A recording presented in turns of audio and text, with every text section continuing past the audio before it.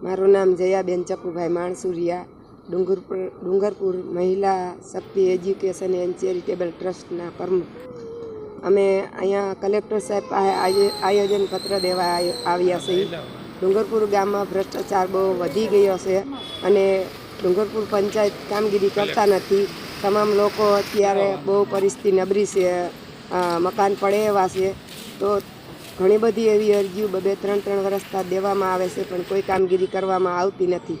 એટલા માટે અમારે અહીંયા કલેક્ટર સાહેબ પાસે આવવું પડ્યું અને કલેક્ટર સાહેબની હથોહથ આયોજનપત્ર દેવામાં આવ્યું છે. જે લોકો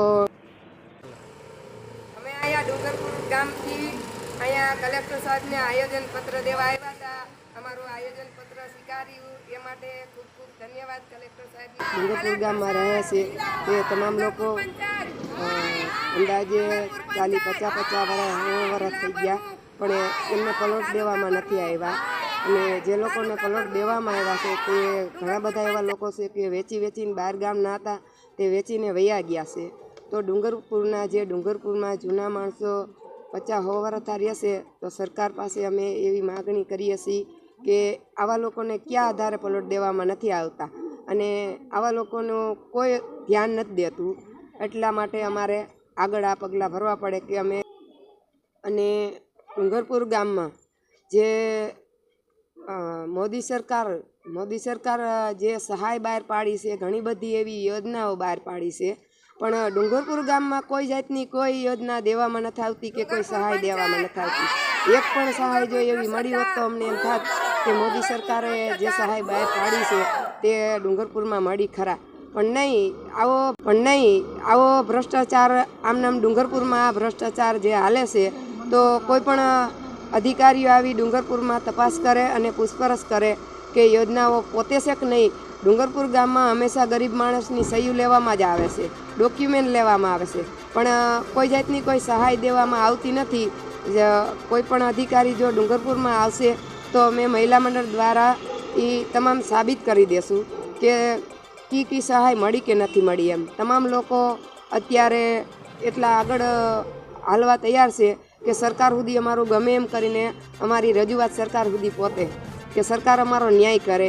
એવું જાહેર જનતા જે ડુંગરપુરમાં છે એને તમામને આવું સરકાર સુધી પહોંચાડવાની રજૂઆત કરી રહ્યા છે. આ છેલ્લી વાર અરજી દેવા આવ્યા છે. હવે કોઈ કામગીરી નહીં થાય તો આંદોલન કરવામાં આવશે. અમને કોઈ જાતની કોઈ અને ભાડે મકાનમાં રહી છે, પલોટે નથી, મકાન જમીન નથી. સરકાર અમારે સાંભળે તો જો આધાર કાર્ડ કાઢવા જઈ તો એમ કે તમારે મંત્રીની સહી લેતા હો, સરપંચની સહી લેતા હો, દાખલો લેતા હો, તો સાત દાખલો તો ઉંદરડા કાપીને ખાઈ ગયા. તો હવે કી કારણે એ સહાય નો દે? જલમ તારીખની દાખલો હતો તો ઉંદરડા ખાઈ ગયા. ઉંદરડાને પેટ છીની જો દાખલો કાઢી થાય. અમને કેટલા વર્ષોથી રહી છે, પલોટ નથી આવ્યો, કોઈ પણ પાર્ટીની સહાય મળતી જ નથી. પંચાયતે ગયા હતા, પંચાયત દાખલો પંચાયતે ગયા હતા, મામલતદાર જવાબ દીધો. સરપંચ કે નો તમે કેવો મામલતદારે જાવ તો તમને કાઢી દે. મામલતદાર આવ્યું છે કે તમારે સરપંચની મંત્રીની સહી લેતા આવો. હવે તો અમે કયા આધારમાં મત અમારે નાખો તો નાખવા જઈએ? તમને પ્લોટ મળ્યા? પ્લોટે નથી મળ્યા, કાંઈ વસ્તુ કોઈ સહાય જ મળતી નથી. પાણીની સગવડતા છે ગામમાં? કોઈ વસ્તુ નહીં. રસ્તા કેવા છે? તમે આવો ને ત્યાં લપટીને પડી જાવ ને એવા રસ્તા છે, પણ હવે કોઈ કરી નથી જતા તો શું કરીએ? કોક આવીને અમારે ગરીબ ગુજારની શેરી આવીને ચડીને જોવો ને તો એને એમ થાય કે ના આવે ઠેકાણા આ વસ્તુ વ્યક્તિ પીડા. અને આટાણું થયું ને તમારે જોવું હોય તો હાલો દીપડા હાવ જ અમારે ફરિયામાં આટા મારતા. અમારે નાના છોકરા તો અમારે કહી તો કે તો અમે શું કરી દઈએ? તો અમને કોણ કરી દે? અમારે કેનો આધાર? કાંક સહાય તો અમને સરકાર દે કે ન દે? અરજી કઈ રીતે અગાઉ કરી હોય ત્યાં જ અમે અહીંયા આવ્યા ને કલેક્ટર સાહેબ નકર કાંઈ અમે તો દેખ્યું નથી આ ક્યાં કણ આવ્યું. અમે ડુંગરપુર ગામમાં રહી છીએ, પણ સાહેબ 10 વખત ફોર્મ ભર્યા પલોટના, પણ અમને પલોટ મળ્યો નથી. એ વખત 4-5 સરપંચ બદલી ગયા, પણ અમને પલોટ મળ્યો નથી. હવે આ 3-4 અરજી